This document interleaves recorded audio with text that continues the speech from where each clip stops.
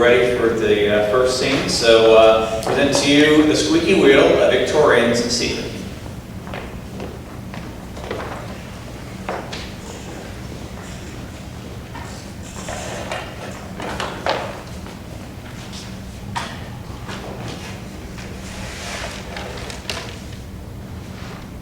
Good day, everyone.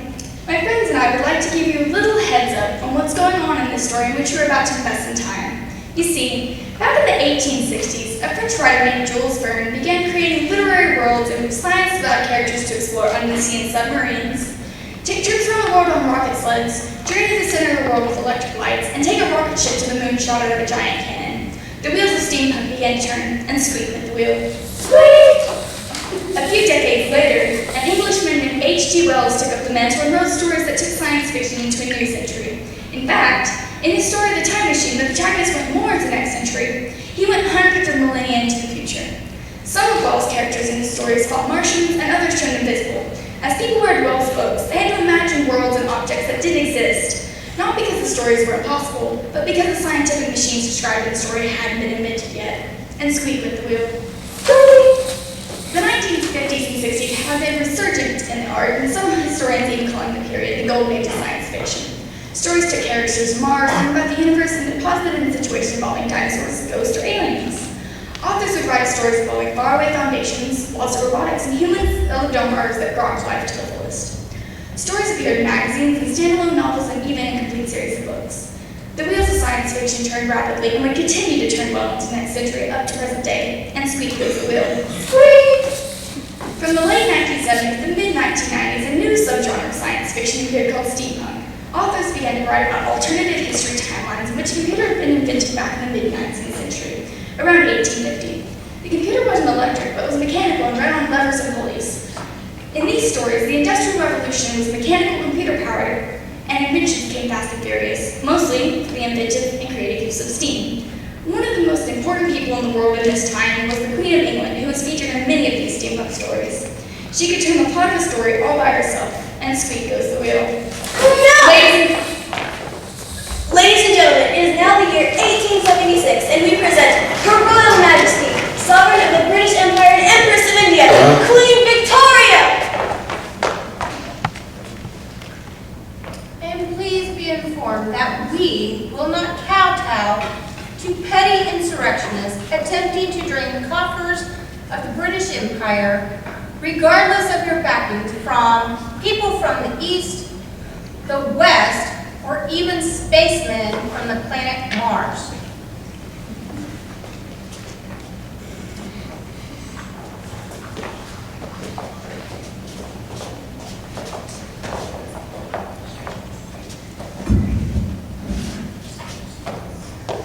Children, if you would give your mother just a second to finish her letter to the King of Prussia. He thinks that now he is wearing big boy bullets that he can threaten us.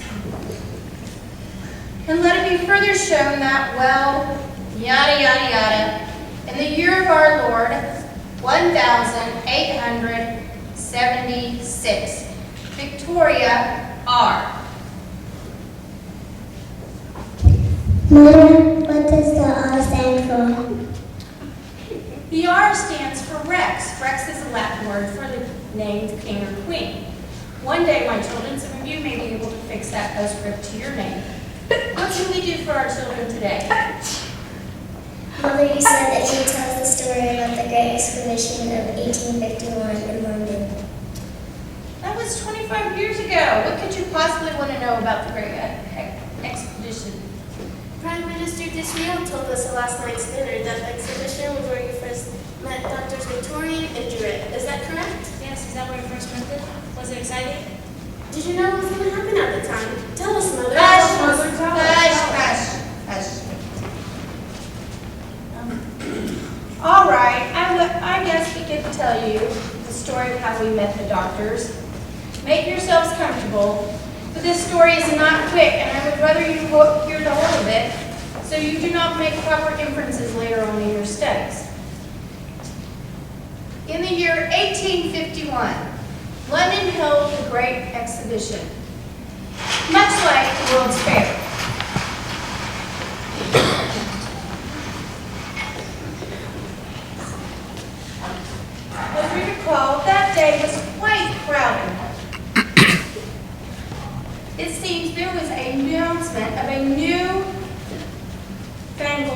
computer that can calculate large sums, multiply huge figures right there in the blink of an eye at that same day. We decided that such an announcement required the Crown's appearance, so we appeared.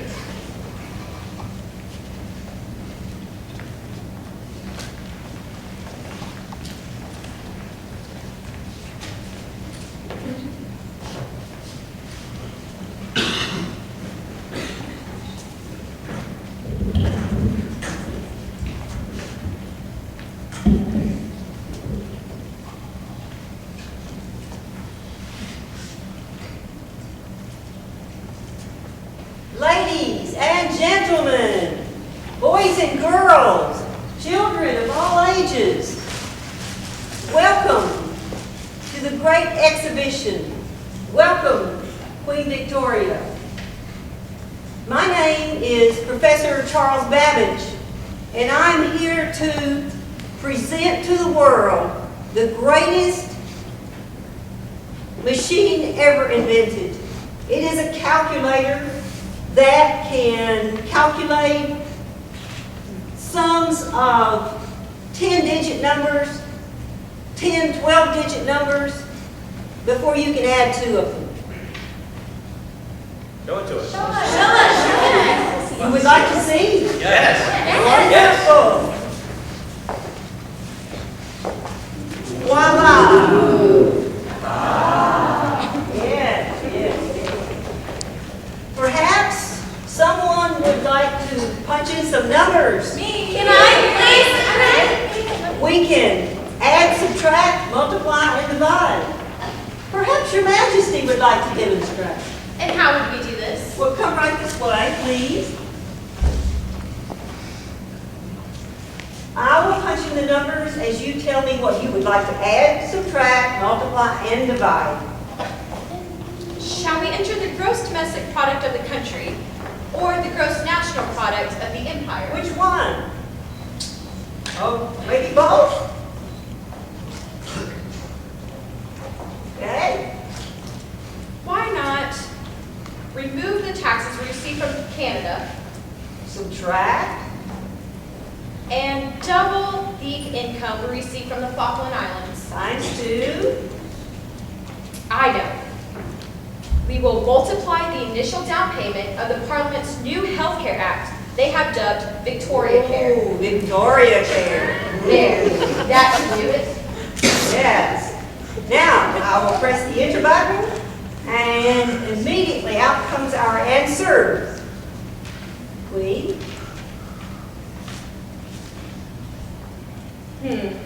We are not amused.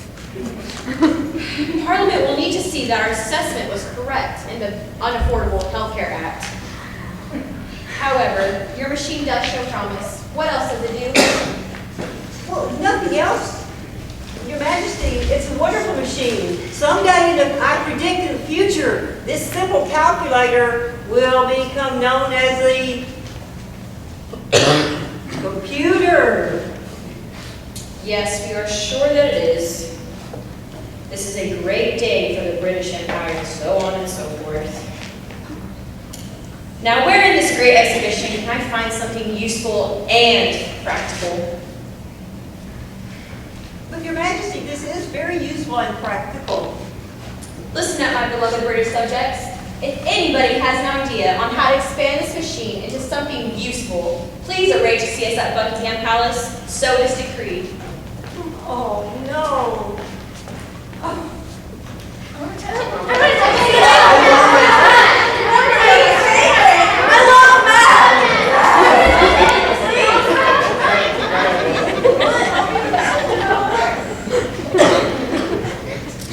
So, Dr. Victorian, what do you make of Her Majesty's announcement?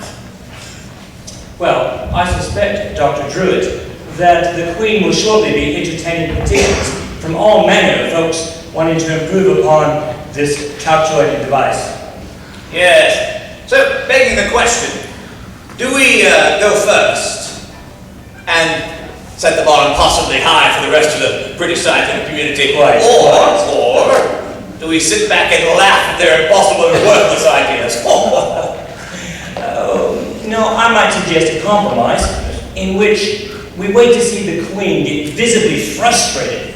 Then we swoop in with our ideas, save the British nation, defeat the heathen nations of the world, and move the empire out of the 19th century. Indeed. So, also, we should probably set ourselves apart from the rest of the individuals that will be there.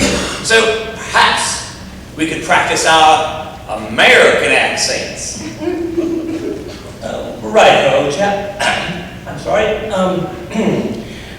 Yeah, boy. That's it.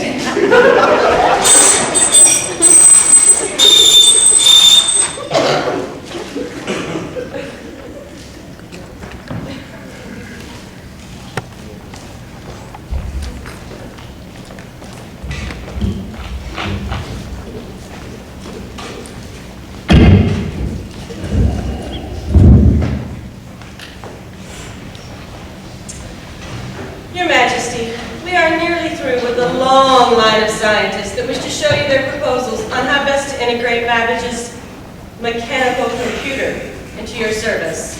I believe we only have 2 more groups.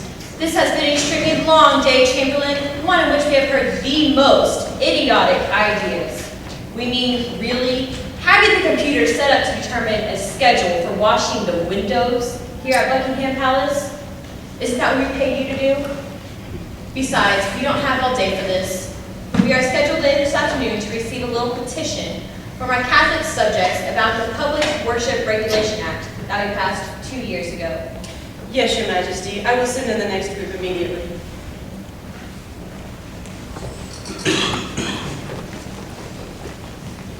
Your Majesty, I believe you'll be very pleased with our proposal. The 4 of us have discovered a way in which we can use the computer. If you could please, before you begin, give us the names of your accomplices. Yes, Lord Chamberlain. My name is Dr. Cartwright. Next to me are my colleagues. First, we have Dr. Who. Second, we have Dr. What. And third, we have Dr. I don't know. Are you the chief scientist of this group? Yes. And you don't know your fellow scientists' names? Well, I should. Well then, who is first? Yes. I mean the doctor's name. Who? The doctor that is first. Who? I'm asking you who is first. Yes. Fine. Who is the second doctor in line? No, who is first? What is the girl's name? Correct. What is second? Who is second? Who is first? I don't know. No, that's the third doctor. We aren't talking about her right now. If I said the third doctor's name, who did I say is third? Who is first? Get out, get out, get out, get out! Chamberlain, see if these knickerbockers are hung by their baseballs. Yes, Your Majesty. There is one remaining group, Doctors Druitt and Victorian. I will send them in.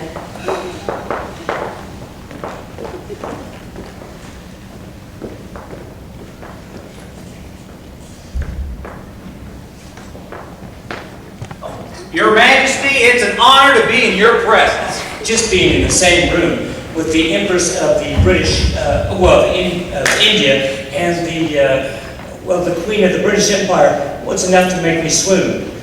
We have no time for platitudes. Get on with your presentation. Yes, Your Majesty. And mind you, that there will be no wasting of our time. Yes, Your Majesty. Your Majesty, Dr. Victorian and I have found out a way to win the war. Win the war. Say, I didn't know we were currently at war. Are you privy to something that we are not? I'm sorry, Your Majesty, I misspoke. What I should have said is, we have figured out a way to win any war. Interesting. Go on. Your Majesty, Dr. Victorian, Dr. Druitt and I are, we're proposing to use Babbage's calculating device to build an army of cybernetic robots that will soon make our own army obsolete. I'm sorry, we do not understand. What is a cybernetic robot? A cybernetic robot is a man made of steel. Capable of being faster than speeding bullets. More powerful than a steam locomotive. Able to leap the Globe Theater in a single bound. Look, up in the sky. It's a bird. It's a Zeppelin. It's a cockamamie idea. Get out. Oh, Your Majesty. Get out. But Your Majesty. Get out. Your Majesty, we can use these cybernetic men to help stop Russia's war with Turkey. We can use them to shore up our own defenses against the Boers down in South Africa. We can... And next time the Chinese want to start a new opium war, these cybernetic robots will kick them back into the Ming Dynasty. You have our attention. Excellent. Dr. Victorian has a drawing? Oh, yes.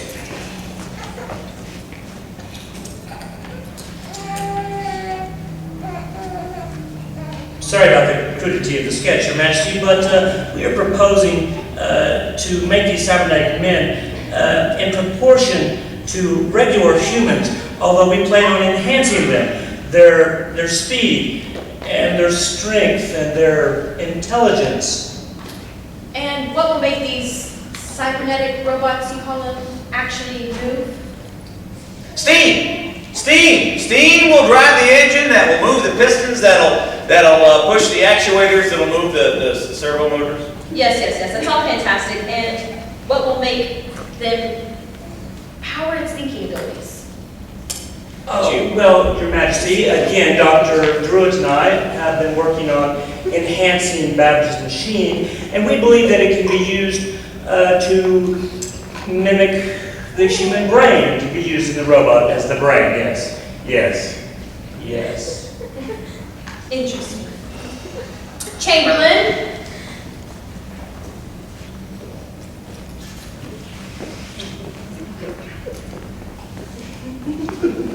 See that Drs. Druitt and Victorian are given a small stipend to cover their research materials on a project that we are temporarily endorsing. Thank you, Your Majesty.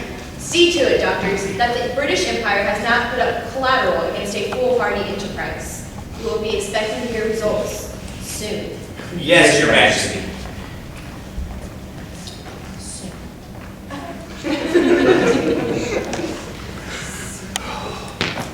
Yeah. Now we've gone and done it. I didn't think she'd actually go for it myself. Yeah, what was all that stuff about? Gears, pistons, actuators, servo motors? Are you just putting random words together? I wanted it to sound as though we'd actually thought it out. What about you? You made it sound as though we've actually got the machine to do anything of substance. All we've got it to do is calculate pi out past 3.141592654. You've got her thinking that it's going to control an army of robotic men. Yes. I suppose both of us may have committed to a project that we oversold a little. A little? But if we break it up into a couple of pieces and different parts, maybe it won't be so bad. So how about you work on those servo motors that run on steam, your idea, and I'll work on the computer's brain. Fine. Is this so we say our usual tagline? What tagline? Oh, what's the worst that could possibly happen? No, that's in scene 5 here in about 10 minutes. Oh, scene 5. I hate scene 5. If the playwright would get paid a little bit more around here, he wouldn't write these awful scene 5s.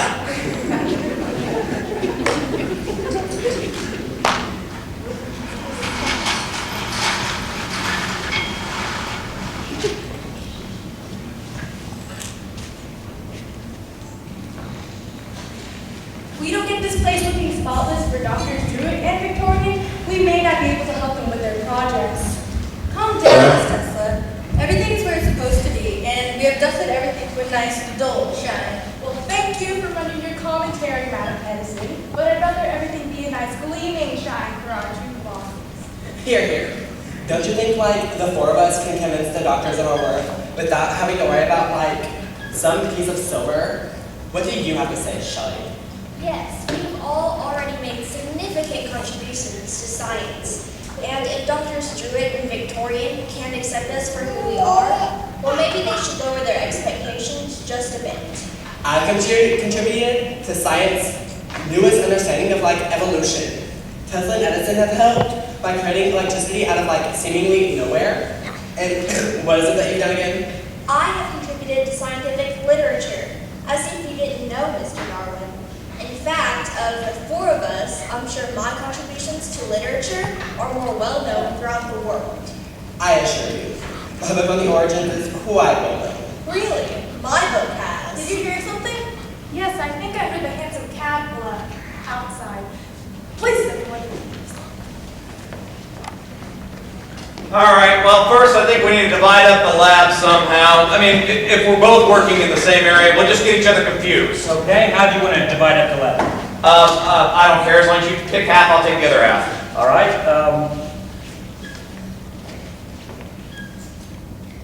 I'll take that side over there. All right, fine. And next, we should probably divide up the scientists. You know, I mean, it's pretty big projects, and we probably need them divided up as well so that they don't get too confused. Okay. How do you want to divide them up? I don't know, rock, paper, scissors? Oh, that's too easy. How about rock, paper, scissors, Rubik's Cube, peanut butter, Iliad? No, that's too complicated. Fine, you just pick whoever you want, I'll take whoever's left. Okay, well, I see that you have four over here. So, well, I'm going to take those four over there on the table. Surely you can't be serious. Why not? You said I could choose whoever I wanted. Yes, but why would you take those four when you have Miss Tesla, Miss Edison, Mr. Darwin, and Miss Shelley right here? I recognize that you think my choice is a little strange, but I have my reasons. Watch this. Guys, I need your help. I would like to create a mechanical wonder. A machine that is sentient, self-aware, and more brilliant than even its creator. We're going to mimic the human brain. Are you guys in? The good doctor appears to be talking to us. That can't be true. But really, out of the both of them, Dr. Victorian pays more attention to us than Dr. Druid does. The whole idea is absurd. Yes, let's do it. Maybe we can throw a splash of color into this project. I don't know, but I guess it would look good on my resume. As long as I get my name along the lines of Dr. Victorian's, I'll be happy with the gin. Then I suppose we should take a vote. All in favor? All in favor. Say your favorite word that starts with ch and rhymes with cheese. Cheese! See, they're frozen in anticipation of working with me. I believe they're frozen in anticipation of whichever piece of sharp fromage you may be tossing their way. Does this mean that I get to have the rest of the scientists? Sure. Excellent. All right. My friends, we're about to embark on a grand journey. An adventure, if you will. If any of you are weak-willed, thin-skinned, or otherwise prone to bouts of primordial puking when you see the insides of an armadillo killed on the side of the road, then you need to leave now or forever join me in the creation of a homunculus. I don't believe it. What's a homunculus? Is that a new mathematics we're going to have to learn? Well, Miss Shelley, since you're such a know-it-all, why don't you tell us what a homunculus is? Well, a homunculus is, for lack of better description, a ball fashioned from materials that is to be made in the likeness of a human. So we're going to make a person? Well, the last time someone did that was 5,400 years ago, or a million years, whatever, that numbers. When God took the rib out of Adam and made Eve. Look, Tesla, we can discuss the creation of the 4.6 billion year old Earth at some other time. Right now, we're standing at the precipice of the history of humankind. I don't even know where to start. Fortunately for me, I do. We first must gather the instruments of life. And what are those? Good question. I'm sure Dr. Drew will tell us. So, are we all going to do this? All in favor, say Frankenstein. Frankenstein. Frankenstein. Frankenstein. Well, my team is ready. What do you say we put a little wager on this adventure? A wager? What did you have in mind? I say that the loser should present the winner at an unveiling ceremony in front of the Queen. In front of the Queen, I think that's a good idea. In fact, Just a moment. Dressed in a women's